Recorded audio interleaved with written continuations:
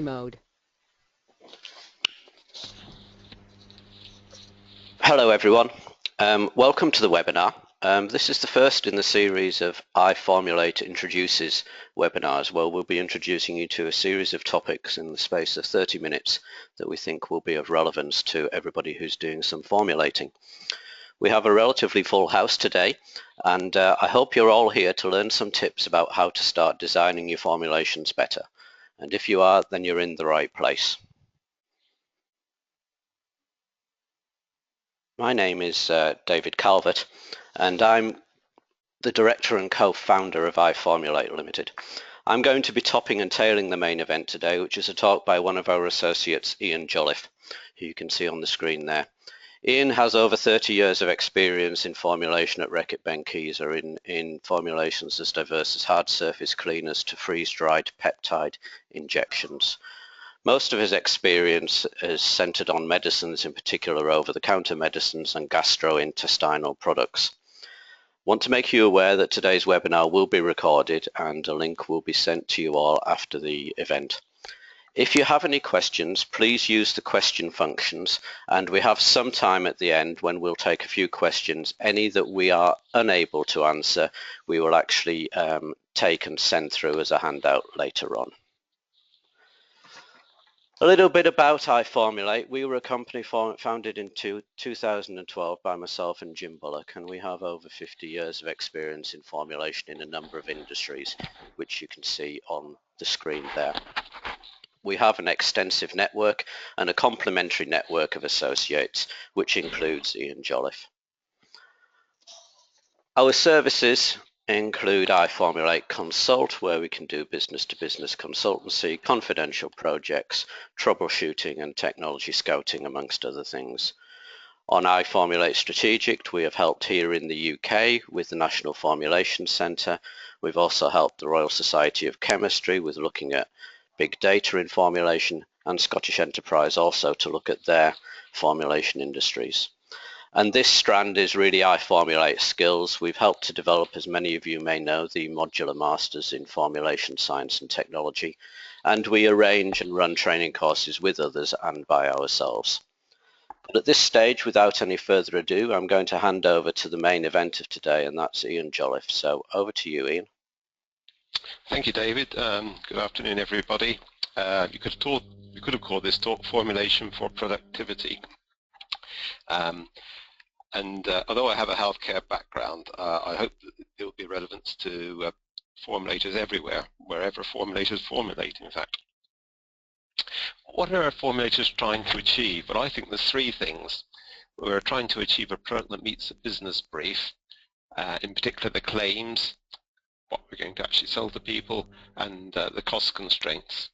We're trying to make a formula that will be robust in manufacturing. So a process that works first time and every time, although that might be a bit naive, but one that copes with changes in equipment or site, one which can copes with changes in raw material properties or suppliers.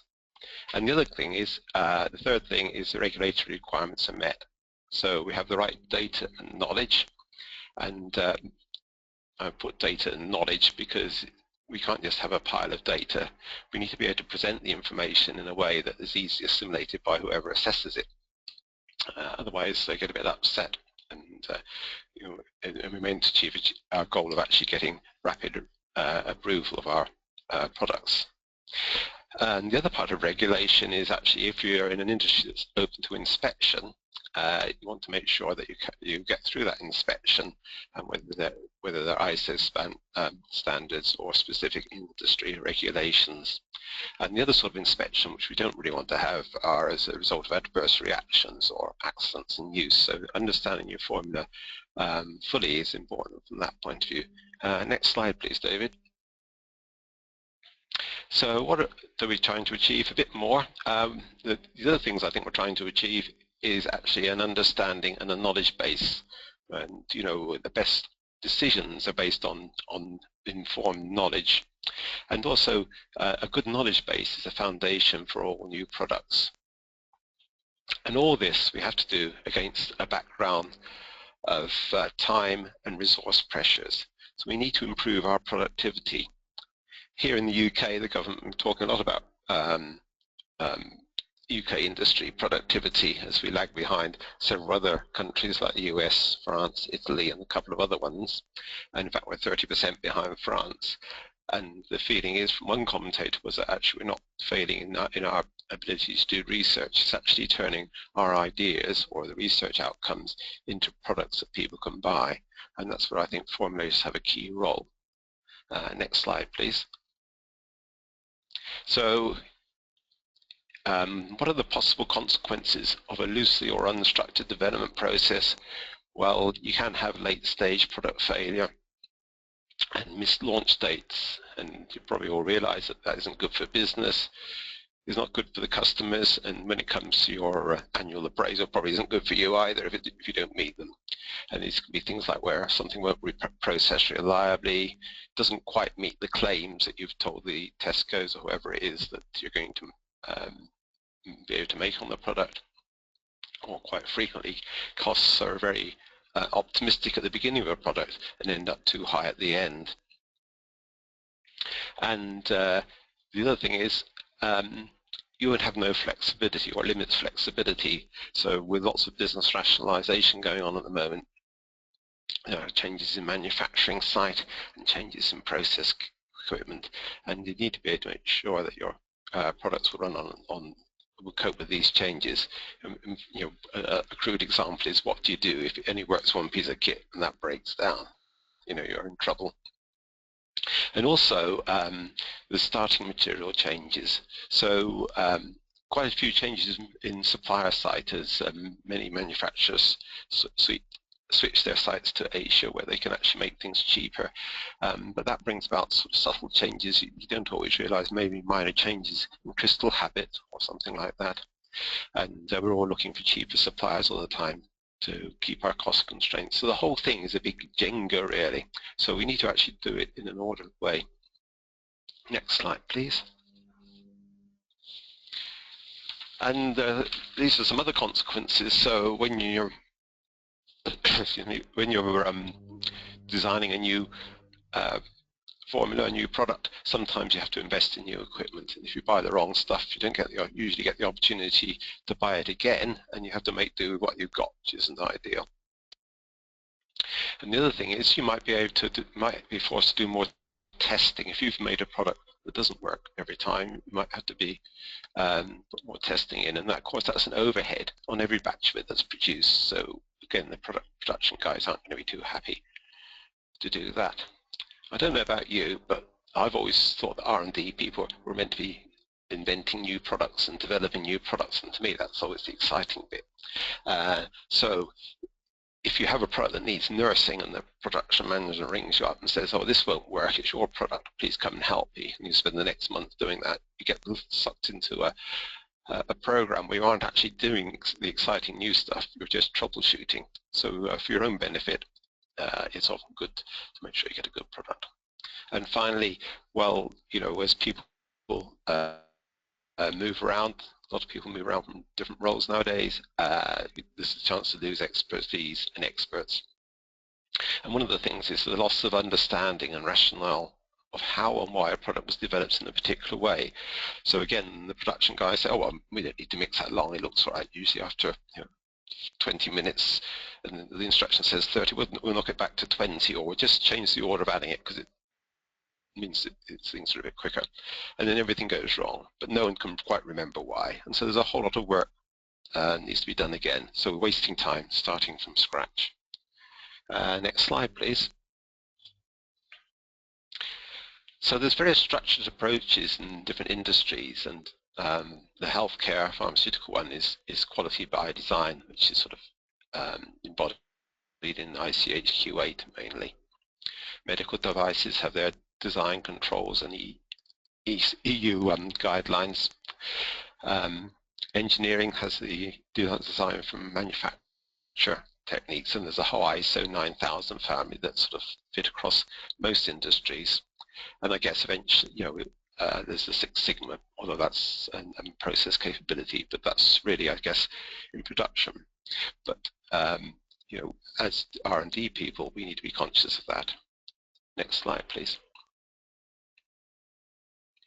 So this is a bit about the structured approach. So really, to me, there's four main stages in a product development. There's a bit before you go into the lab, which is a few hours thinking must be worth it, as the way that I look at it. Is actually sit down and thinking about what you're going to do and what you're not going to do, and why, and what would be the deliverables of the work you do. Then we move on to let's see what works, and that's going to the lab, so a focused lab scale program.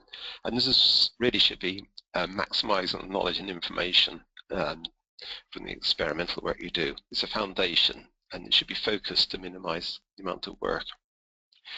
Then we come to the dawn of reality, when we actually get into the pilot scale or development scale batches using real equipment.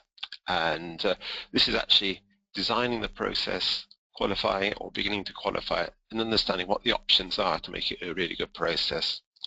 And then finally, the last stage is real life reality, where you take it to the industrial scale to see if your product really will work under industrial conditions, and you complete the qualification there. And I guess really there is probably a fifth stage, in as much as I've hinted at already, that a good basis of work done at this early stage is the foundation for new products or enhanced products. You're increasing your learning and exploiting the benefits to increase your productivity. There's one pharma company I heard at a conference claim that they'd actually cut their development time by doing a good structured approach to their development work. Next slide, please. So to summarize it, we've put it in a kind of diagram here. So getting started, laboratory work, pilot scale, manufacture, and then exploiting knowledge for future benefit. Well, we can't talk all about all of those today in 20 minutes, but we aim to talk you through just a little bit about getting started. So we'll move on to that stage now. Next slide, please, Dave. Thank you. So this is all about before you get into the lab, and this is a quick summary slide. So we start off with a bit of a prior knowledge review, move on to pre-formulation, some risk assessments, and come up with a development strategy. What are you going to do, how are you going to do it, and why? And focusing on doing what's critical. And the deliverables from that are development strategy based on sound foundations, and on those key 3 points below there. Next slide, please. So this is going into a little bit more detail from that summary slide. So if starting off with a prior knowledge review, what other similar products have been developed? So these might be yours, so you might have done something similar. They might be your competitors, and in general, you'd have an understanding of what your competitors are doing, and it's worth even if it's just reading the label to see what ingredients are in it to get a feel for what things might go into such a product. There's all the literature, so if you want to know about the stability of paracetamol, you'll be able to look that up and find that in the literature. And there's also patents, which actually start off with this useful bit of giving the background to invention and why that one particular patent is better than all the others. And also the other thing to remember about patents is actually will identify the protected, the no-go areas where you can't go because someone's already attempted to patent it or protect it. The other thing is to ask maybe experts. They could be local experts within your business, or they could be external people. So if you wanted to understand about bioadhesion, for instance, there must be pages and pages and papers written about bioadhesion, which would take you probably a year to read, but you could get an expert in to explain the key points of it. And maybe also it's worth getting a few dragons on board. Well, dragons are sort of people who will ask the uncomfortable questions. It's better to start asking uncomfortable questions before you go into the lab, and they may not always be right, but at least you should make you think about it. So in the end, you'd come up with what don't you know? I mean, what should you know and what don't you know? And identify what pre-formulation work needs to be carried out. So pre-formulation, well, this could be as simple as just a few quick experiments just to get some understanding. For instance, compatibility between ingredients, or stability, or some preliminary stability of combinations, just to get a bit of an idea whether things are actually going to go green when you don't want them to go green, or whatever. And one thing I'll put a note there, don't forget about pack compatibility.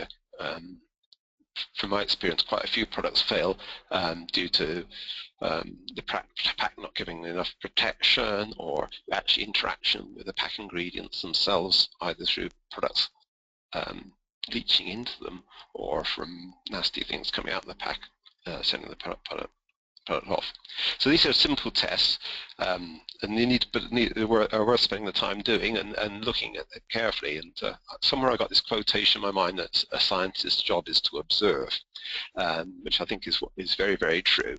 And there's the other one by Yogi Berra, which is you can see a lot just by looking. So just looking at the samples and thinking about what you're looking at for a few minutes, you can get so much out of that. Okay, next slide, please.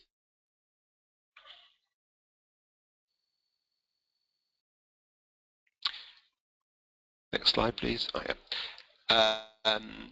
So the next step is risk assessments. And the thing about risk assessments is they're only as good as the knowledge that exists in the room and the expertise available there. But I think also the other thing is actually the openness of minds. And there is a danger that if you get a load of people who've been in the business for a long time, or have done lots of things, they'll say, oh, we've tried that before and it doesn't work, and which can shut things down where in fact it might work.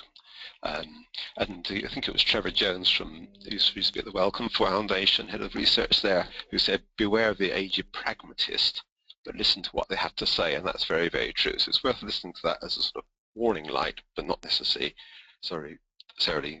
taking it as gospel truth. And similarly, you don't want to have all the young students who might have lots of open minds and fresh ideas, which is good, but they won't have the depth of experience. So a good blend of people. So these risk assessments, you should consider what product and claims you're trying to make, and what will you do to provide the evidence to support that. So, for example, if you're going to make a soluble analgesic tablet, the claim might be gets to work in 5 minutes. And what we have to think is how we support that. What will be the quality attributes of your product? And again, going back to the analgesic product, if it has to dissolve fast, has to get to work quickly, the dissolution test is obviously one to do. And you need to think about which ones are critical, because some you might put a lot down, and some you might just look at in development, but in the end they're the basis of the specification, so they probably need to be a bit trimmed up and focused on exactly which are the critical ones. And one other thing to think about, are there official or industry standards that must be met as well in terms of your quality attributes? We need to think about our material properties and how they will affect quality attributes. So going back to our analgesic tablet again, if the active ingredient was actually very coarse, it may take a long time to dissolve, but it's fine. It usually would be expected to dissolve quickly, so particle size would be important. And that would be the starting material specification. Moving on now to process parameters. What ones will affect quality attributes and need to be controlled? So there might be in-process controls or some settings on the machines that are checked. And again, for the soluble analgesic product, we might think of how hard you'd hit the tablet, and if you compressed it very, very hard, it may take a long time to dissolve. So tablet hardness would be a process control that would help ensure that you actually got to your critical quality attributes. And then they need to build some understanding over what process ranges and what starting material variation will your product be produced within specification. So some process stretch experiments, which may be done under experimental design, to understand the extent of the process envelope is a key thing there. And you might ask your supplier for a range of different materials they're likely to produce. So what's the material at the bottom and top end of their specification for some critical property of the material, not necessarily just the active ingredient, but other ingredients as well. And overall, you'll need to demonstrate that you have a control strategy, both for regulatory people and for your own business benefit. And so what will you do to ensure you end up with the product you want every time you make it? Next slide, please. So I've tried to summarize that. I'm not going through it again, but for this painkiller tablet example, just to quickly do that. So I think this will be available after the talk, so if you want to look through that again, you're welcome to be able to see that. Next slide, please.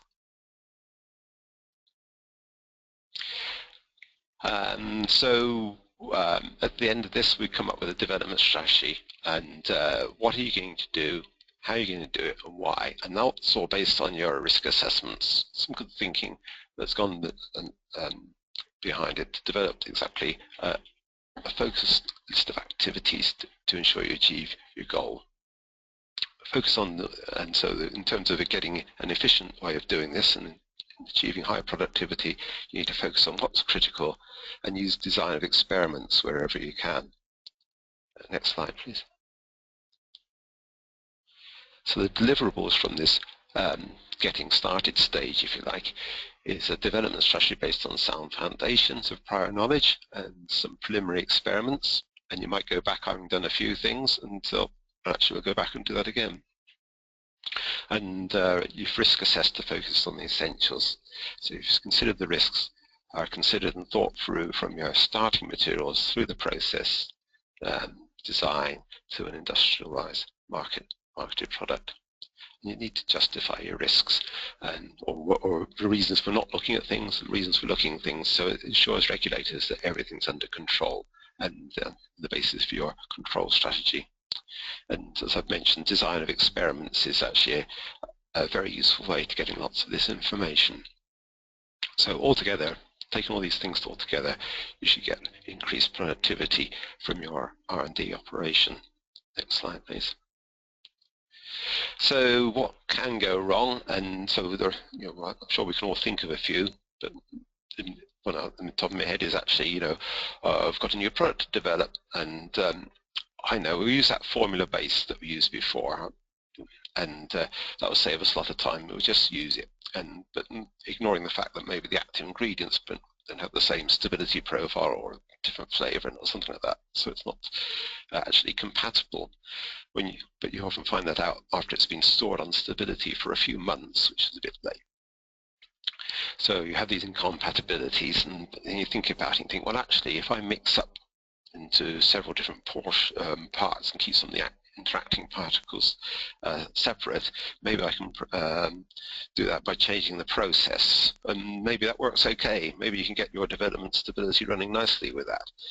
But then when it gets to industrial processing, perhaps you might find out that the process is a knife edge, and although it can be nursed along on development scale, in actual industrial scale, that's not achievable when there's more stresses and strains on your process.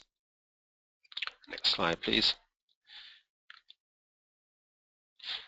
But things can go right, and when things go right, maybe someone's thought about the product, collected the knowledge from a wide range of experts, read about the ingredients, set up some compatibility studies, and maybe a few things go wrong, but you look at the compatibilities and read a bit more about it, and you can see by selecting certain grades that you can actually escape these compatibility issues. You select the right materials, then you move on to development scale, and probably do a cyto trial on a large scale in the factory or somewhere as large as you can get to find out what might go wrong.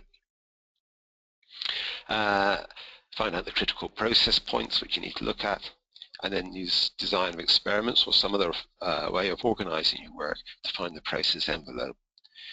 And then you can conduct trials in an industrial situation, hopefully with a production team there as well, to demonstrate how well the thing works, and so things can go right. Next slide, please. This is a bit out of the getting started bit, but overall, by having a structured process, it gives the basis of leaning the process, making it more efficient. As the years go on, when you're under pressure to cut costs, you know about your formula, you know what can be done, what can't be done. It gives you robustness and the ability to future-proof your product. So if new machinery is brought in, hopefully your product will work on that, or you know what needs to be put in the user requirement spec for the machinery to make sure it's done correctly. A bit of flexibility in equipment, so you could actually use different presses or different mixing machines at different days if your process is understood and it will allow it. You can cope with starting material changes, whether it's different supplier sites, or maybe so you reject some suppliers because you say, well, that won't work because of the knowledge I have. Regulatory agility, well, I can only speak about healthcare here, but different countries have different requirements and they're not always predictable. And so if you have a good basis of knowledge, you should be able to answer questions effectively and not hold up the licensing procedure if that's required. And of course, it's all the basis of continuous improvement either to your product or your production area. And we've got our learnings for our future products. One of the things that doesn't seem to be realized by the business team often is that the company's biggest asset, or one of its biggest assets, is its knowledge base. All the knowledge that people generate is really the basis of a lot of the business. So in the end, for this procedure, we see there are long-term benefits to the design and formulation approach, and particularly we can enhance our productivity and have less failures, get things on the market, make some money. So that's all I wanted to say today. It's a bit of a short presentation, but it's a bit of a taster for a course we're hoping to put together and later in the year, and Dave will speak to you about that now. Yes, well, thank you, Ian. We set you a very tough task to try and tell people how to improve the design for formulation in 20 to 25 minutes. And I think you stepped up to the mark there, and I'm sure that people have got some great ideas on how to implement some of the tips you've given them. As Ian said, if you found this interesting and you'd like to hear more, because there is clearly an awful lot more to hear, then we are planning to run 2 workshops later in the year here in the UK. They're on the 24th of September and the 10th of December. They're standalone, but obviously would work well together. On the first one, we'll talk about the process going up to scale up, and then on the second day, we'll be talking about the processes. As well as hearing from Ian and myself, you'll also be hearing from Colin Sanders, who'll be talking about a practical use of design for experiments in cosmetics on the first day, and Phil Threlfall-Holmes, who worked at AkzoNobel, who'll be talking about some processing scale-ups on day 2. You see the prices on there, and you can find much more details, a full program and how to register on the link below. I said this was the first in the series, and I wanted to give you a little bit of a taster of what will be coming next. So we have another one of our associates, Malcolm McKechnie, who's going to talk to you about cross-sector innovation and the value of that to formulators. And somebody said as we were working this through, you might not know what cross-sector innovation is. Well, join the webinar and you will find out what it's all about. We've also got Professor Ian Scowen of the University of Lincoln, who's going to talk about the life of a suspended particle and some of the rules and regulations that surround that.